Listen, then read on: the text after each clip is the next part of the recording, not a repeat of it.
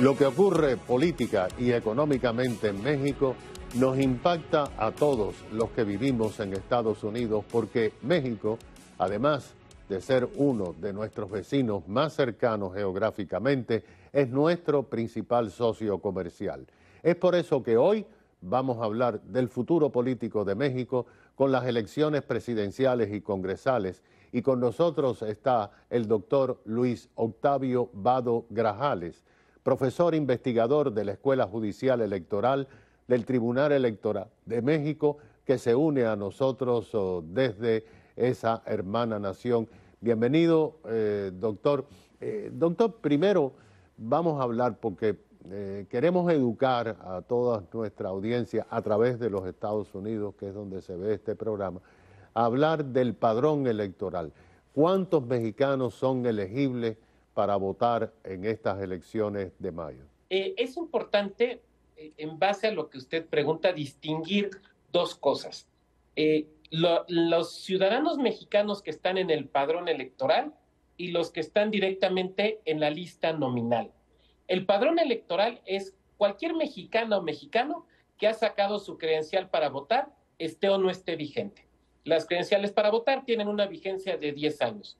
En la lista nominal están las mexicanas y mexicanos que no solamente tienen su credencial, sino que su credencial está vigente. Esto es, que no han pasado 10 años y que por lo tanto puede votar.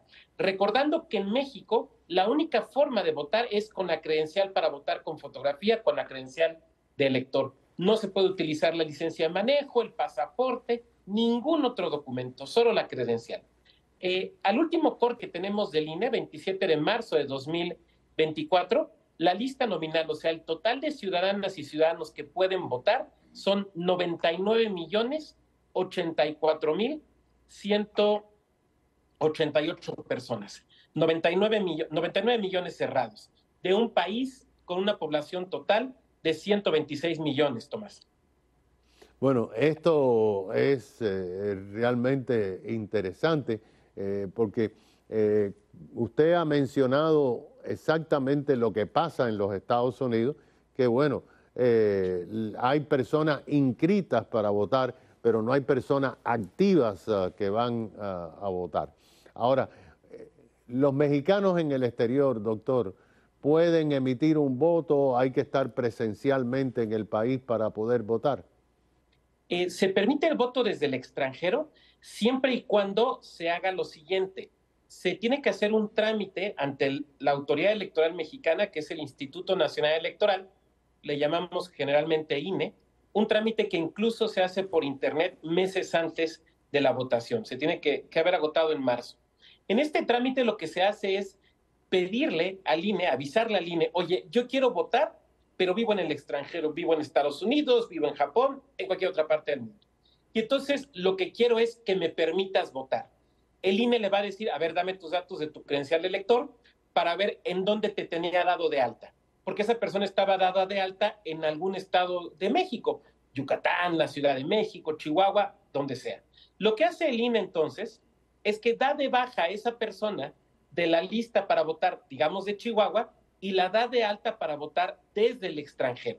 Así es como funciona. Entonces, se tiene que avisar con tiempo. Por supuesto que se hace a través de los consulados también. Cualquier persona se puede acercar a los consulados. Y el voto, doctor, ¿es físico en los consulados o como se hace, por ejemplo, en el consulado de Colombia o República Dominicana aquí en Miami, o es a través de la internet? Bueno, para solicitar el voto desde el extranjero, la solicitud se tiene que hacer desde internet. Esa necesariamente es desde internet, no se podría hacer desde consulados o embajadas. Ahora, ya que se dio uno de alta para votar desde el extranjero, existen distintas formas para poder votar. La primera es hacerlo por el voto postal. ¿Cómo funciona esto? El INE le manda al ciudadano que vive en el extranjero, que registra un domicilio, una casa, pues, le manda un sobre donde viene las boletas para que pueda votar y también información de los partidos políticos que están contendiendo. El ciudadano recibe ese sobre, marca las boletas y la regresa también por correo postal. Es importante observar que esto no tiene costo para el ciudadano. El costo lo paga el INE, lo paga el gobierno mexicano. Entonces no tiene costo. Esa es la primera posibilidad. La segunda posibilidad es por medio del voto electrónico. Cuando un mexicano se registra para votar desde el extranjero, el INE le pregunta, ok, vas a votar desde el extranjero, ¿cómo prefieres votar? ¿Lo quieres hacer por correo postal? Te mando las boletas en papel, como lo expliqué hace un momento. ¿Lo quieres hacer por correo electrónico? Entonces o por voto electrónico, nos tienes que dar un correo y nos tienes que dar también un teléfono celular. ¿Por qué? Porque esto es necesario para una serie de candados de seguridad. Aquí hay que ver algo que es muy importante. En México el voto es secreto. Entonces, ningún mecanismo para votar, ni el correo, ni el voto electrónico, podrían tener datos que hicieran saber quién votó por quién, ¿no? Entonces se tienen que poner una serie de candados ahí muy importantes. Ahora, también se van a instalar casillas en embajadas y en consulados. Sin embargo, hay una cosa que es muy importante observar, Tomás, que no va a ser en todos los consulados. Si hablamos específicamente de Estados Unidos, se ha dado a conocer ya un listado de casi 20 consulados donde se va a poder votar directamente. Estoy pensando voy a mencionar solamente algunos porque sé que tu programa es nacional. Atlanta, Chicago, Dallas, Fresno, Phoenix, Orlando, Oklahoma, San Francisco, San José, Santa Ana, Seattle, son algunos de los consulados donde se va a poder votar. Si tu público quiere saber dónde va a poder votar, lo más sencillo es que se dirija a la página del INE, del Instituto Nacional Electoral, y ahí va a encontrar la información de en qué consulados va a poder votar. Además, doctor, de la presidencia, ¿qué cargos nacionales y locales están en juego en estas elecciones de mayo? Estamos hablando, Tomás, de más de 20,000 cargos. Fíjate, es una presidencia de la República, son 126 senadurías, son 500 diputaciones federales. Y a nivel local tenemos en total 20,066 cargos que van, digamos, desde regidurías o concejalías en los condados o ayuntamientos hasta gubernaturas locales. Es, en términos de números, la elección más grande de la historia mexicana. Definitivamente tiene una preparación y una estructura muy similar a la de Estados Unidos en elecciones presidenciales cuando hay en disputa tantos cargos nacionales y locales.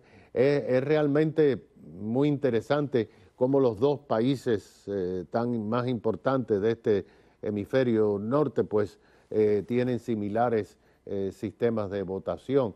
En los Estados Unidos, sin embargo, es por estado, como usted conoce. Allá es nacional, ¿no?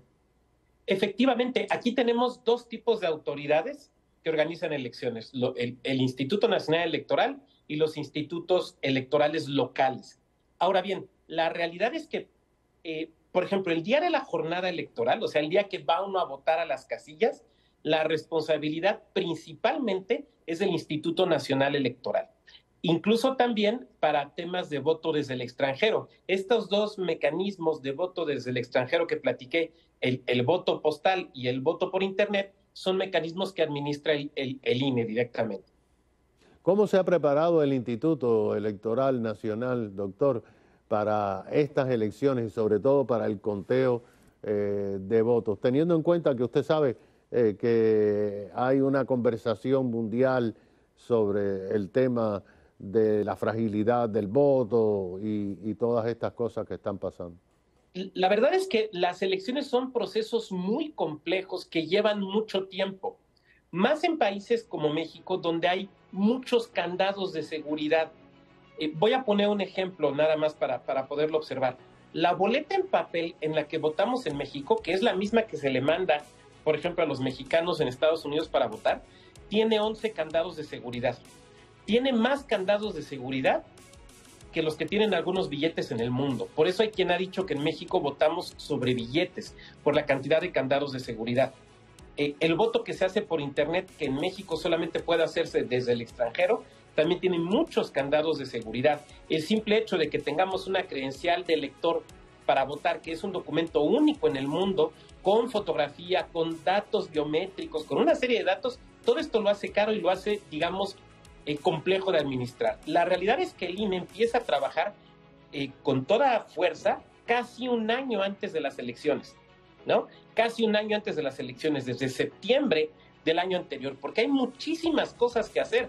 Los partidos tienen que elegir sus candidaturas, si van a ir unidos o no en una coalición, puede haber candidaturas independientes, la selección de funcionarios de casilla, la capacitación de los mismos, porque en México se hace por medio de un sorteo y donde se le va capacitando a la ciudadanía para ver quién va a ser funcionario de casilla, seleccionar dónde van a ser las casillas, casi siempre son en escuelas. En México se vota en domingo porque es un día que no se elabora. Entonces, ahí hay muchas cosas que se tienen que hacer para ir previendo justamente todo esto. Bueno. Y es muy importante en ese sentido, por ejemplo, las medidas de seguridad que se toman. Por ejemplo, el traslado de las boletas desde donde se imprimen, que las boletas del INE se imprimen en la Ciudad de México en un órgano, en una imprenta, en una gran imprenta del gobierno nacional que se llama Talleres Gráficos de la Nación. Toda la distribución y el cuidado de las boletas es un asunto de seguridad nacional, donde intervienen las fuerzas públicas. Entonces trata de ser desde luego un proceso, digamos, en todo eso con mucho cuidado y muy blindado. Muchas gracias, doctor. Es el doctor Luis Octavio Vado Grajales, profesor investigador de la Escuela Judicial Electoral del Tribunal Nacional Electoral de México, en esta exclusiva desde esa hermana nación. Enseguida regresamos.